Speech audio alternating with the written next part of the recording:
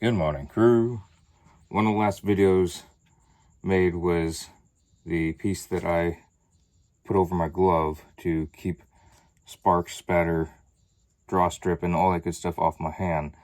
And that works really well for the hand, but I've had certain welding helmets, other than my favorite one here, that let a lot of the sparks and gnarly stuff get to my neck area.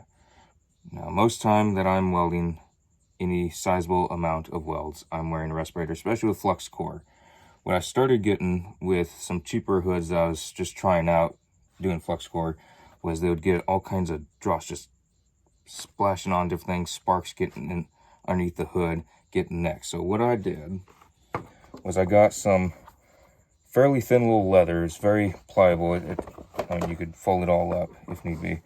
Just very thin leather, forgot where, and I duct taped it. If y'all have been watching the channel for a good length of time, y'all know I love my duct tape. So just duct taped it on the inside of the super cheap helmet. Helmet was given to me by someone, don't remember who, long time ago. So yeah, I just stuck that in there and tried it out. So welding, when I'm welding underneath something, I'm having to look up at it, this will sit fairly well around my neck and it just drapes over me. It's not super heavy, so it's not feeling like I'm choking on something or having something choke me, but it just sits over my neck and protects my neck from sparks getting in.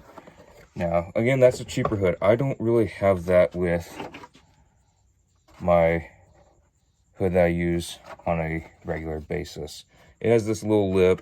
It keeps almost everything out. Once in a while something will get through, but it's so minuscule I don't even bother with it. But this super cheap hood that you'll find at Harbor Freight, Lowe's, Home Depot, any welding supply store that they sell beginner stuff, this is what you find in there. So yeah, duct tape and super cheap little leather. I wish I remember where I got this. I just don't. If I remember, I'll add it in the description.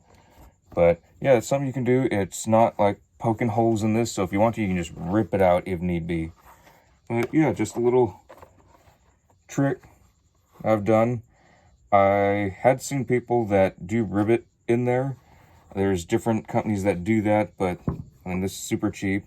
It may not look the prettiest, but if you're trying to get something done, it gets it done. And it works. So yeah, if you want super cheap and something that works, go for it. But if you want, I don't know too many companies that make the fancy ones. I've heard of, I believe it's Outlaw Leather. I've seen some of their designs and they look spectacular. They look awesome.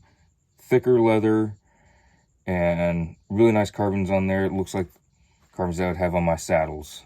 So I think that's awesome. I've just never sprung for it. This hood has just done very well for me, even though it's not super expensive. It's just done great. I might get something that looks like the Outlaw Leather sometime because it looks really awesome. But yeah, if you want something super cheap, just thin leather. I don't know, you can get it at Hobby Lobby, Michael's, almost like a craft supply store